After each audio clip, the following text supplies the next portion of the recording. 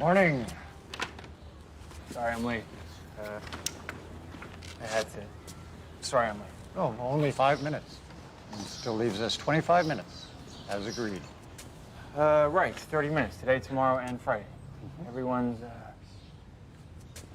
Busy? That's right. Everyone's busy. Are you okay? Oh, yeah.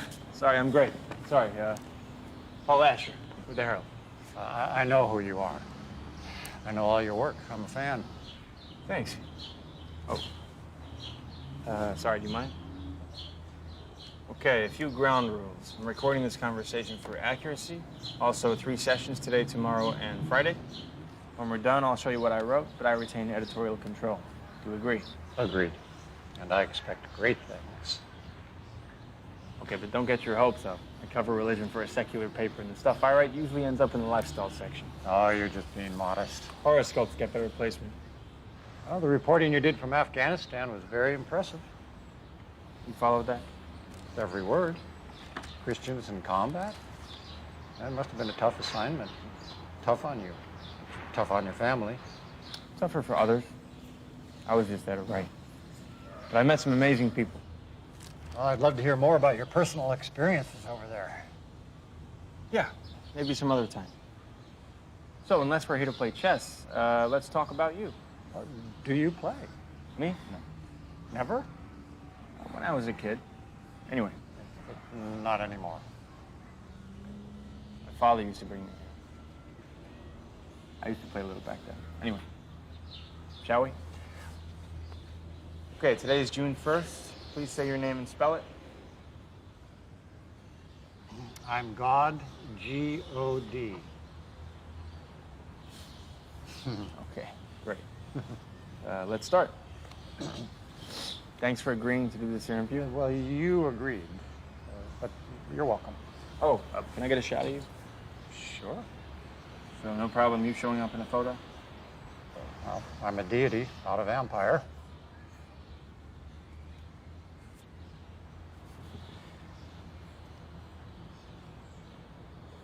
I gotta say, you look human enough to me. And you know, you look godlike to me. I get that. Genesis in his image. That's pretty funny. Thank you. So, why did you agree to do this interview? I talk to my children all the time. I see. So I'm one of your children. Of course. Okay, well, there's a name for people you usually talk to like this. Lucky? I think I meant prophets. Oh, sure. Yes, but that's what they're called after I speak to them. And before that, you know, many of them weren't too happy to see me when I showed up, at least not at first. Right. A burning bush, a pillar of fire, pretty dramatic stuff. I'll bet people freaked out. Oh, they did. They did. But I got their attention. No burning bush today? Would you like that? Is that what you really want? Okay. What exactly would you like to see burst into flames? Something in this park, perhaps? How about that pillar? Or maybe the tree? No, of course not. Well, it's not necessary. You're here, I'm here, we're already talking.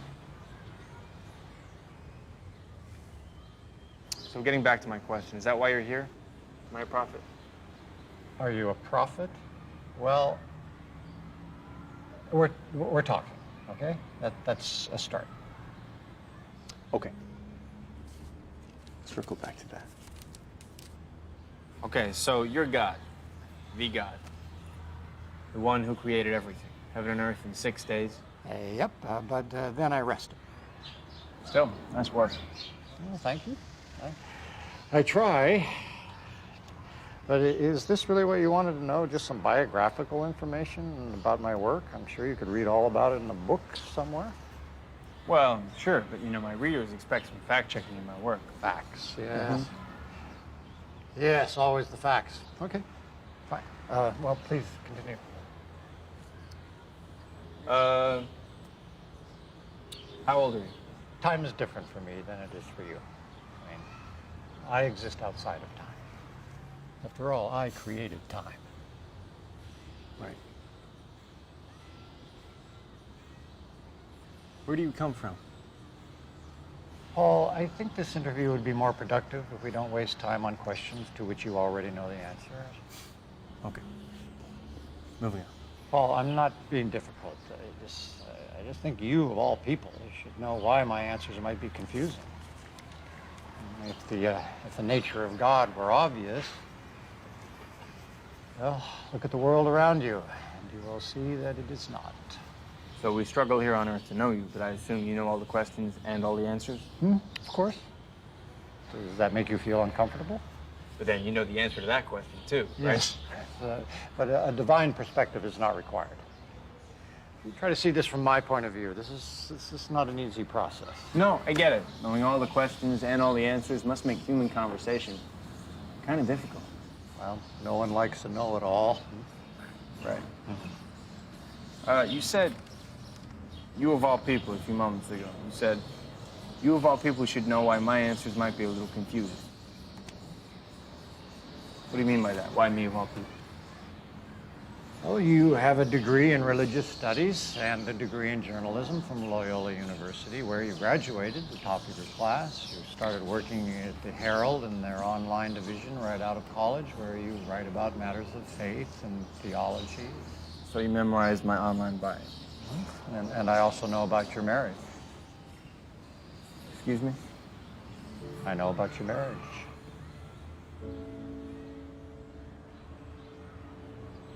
Oh.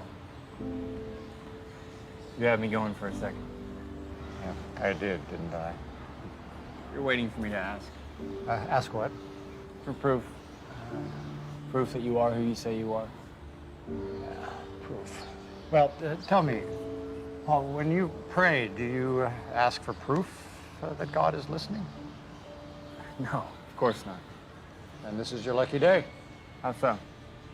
I'm here answering your questions. I hope I'm being cooperative. You are.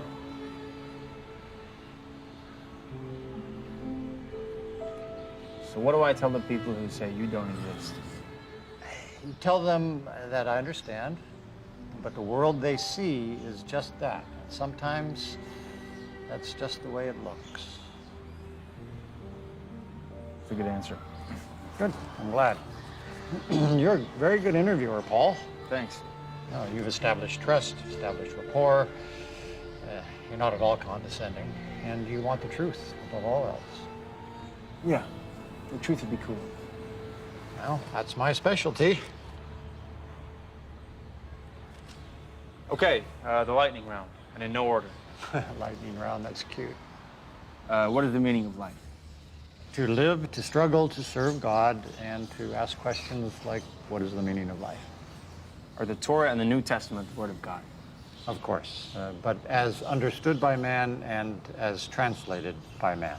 So there's some wiggle room there. No. Well, everyone has their own journey, but there is only one path. Was there ever a time when God didn't exist? Well, I can give you the answer I gave Moses. Okay. I am that I am. Right. I should have known that. Yes. And it's as true today as it was back then. Is there a heaven? Oh, yes, but try not to think of it as just a place. So Satan is also real? Yes, but frankly, Satan is overrated. Overrated. That's a funny way to put it. How so? He only has power to the extent that you give it to him. What happens to us after we die? You are reunited with the everlasting. So my soul is immortal? Wouldn't be much of a soul if it wasn't. Can an atheist be a moral person? Sure. And you can build a home on no foundation, but you just better hope that the earth never shakes.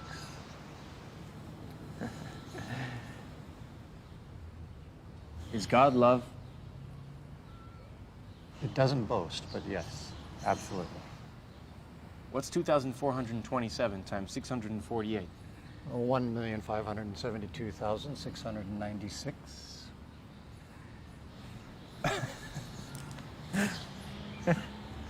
For real? I'm sorry. Sorry. No, that's all right. God forgives. But This is interesting. What's that? There's a lot of good questions here, but you haven't asked me the one question I get asked almost more than any other. No? What's that? No, take a guess. Why do bad things happen to good people? That's the one. No, that's not on my list. And frankly, I don't like that question very much. No? Why not? Because it's not really a question, is it? It's a complaint. What it really means is, why do bad things happen to me? And the person asking is assuming they're a good person, which seems arrogant to me. But Paul, bad things do happen to some very good people. It is a big question. Yes, I know. And I'll answer it if you'd like. No, let's move on. Okay. Does free will exist? And how do we reconcile it with God's will? Finally. Finally? What does that mean? It's an adverb meaning at last. Cute. You know what I meant.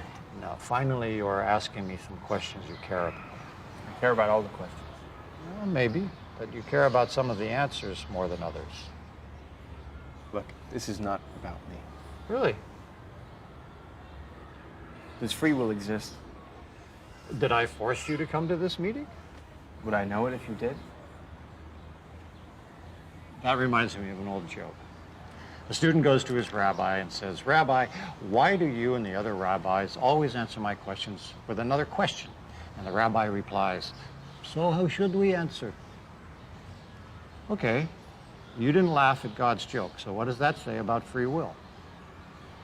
Of course there's free will, Paul. And everybody knows this is true. The entire foundation of human law depends on the existence of free will. Try going before a judge when you've been charged with a crime. Blame your actions on God's will. See how that works out for you. Now, does this mean that every human act is a matter of free will? Of course not. No more than you can use free will to grow back an amputated limb. So stuff happens and God says, "Amen, don't look at me." No, no. You have to understand that my will and human free will are not contradictory because they are not two versions of the same thing, but they do fit perfectly together. I designed it that way. Yeah, but if I can't tell where one begins and the other ends, do you see my problem? Yeah, I think I see. Do you? Yeah, is the problem that you don't trust God's plan, or is the problem that you don't trust yourself? Oh, great. So if God's got a plan, I'm covered, right? I should have just stayed in bed because for all I know, it's part of his plan. That's not what I'm saying, and you know it. All right, look here. Chess, right? Pieces interact. There's rules. You know, there's give and take. But no two pieces can occupy the same space at the same time. That's a lot like you and me. People make choices, and those choices have consequences. And if knowing my will were part of every human decision, how would anything ever happen? You'd be paralyzed every morning trying to decide whether to brush your teeth vertically or horizontally. So trying to know God's will is what? A waste of time? No, not at all. Paul, I'm only telling you what you already know. You have to make your own choices, and you have to live by those choices, no matter how you arrived at them. Tell me, when you traveled to Afghanistan, which aspects of my will did you consider? Or did you just think it's all my will, so hey, anything goes? I think it was slightly more complicated than that. You traveled 7,000 miles into a war zone, Paul. War changes people. You had to have known a trip like that would have consequences for you and for your family. Or did you think that you'd be different?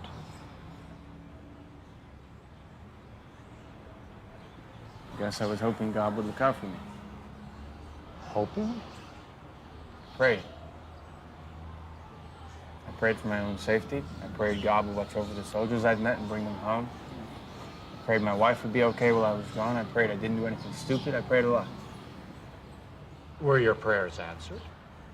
I don't know. Some, yes. Mostly, no. Would you like to talk about that? Are you the complaint department? I heard I was needed, so I came. So, I think I'm here to do an interview, but really what this is, an intervention. Yes, but not in the way you think it is. How do you know what I think?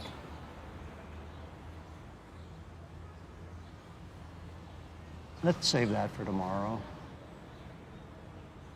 This is a weird interview. Okay, let's just call it a conversation. Would that be better? Sorry, that's not what they pay me.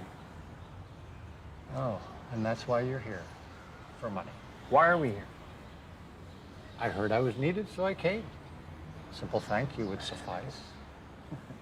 Why do I deserve your special attention? Don't you? So you're here to save me. Do you need saving? Doesn't everyone? Yes. But we're going to do something a little different this time. Oh? I'm going to help you. You're gonna help me. I don't understand. I know. I know. But you will. And so, We're out of time. all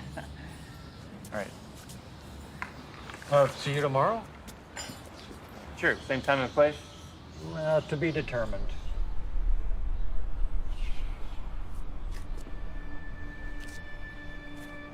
Seriously, what's all this about?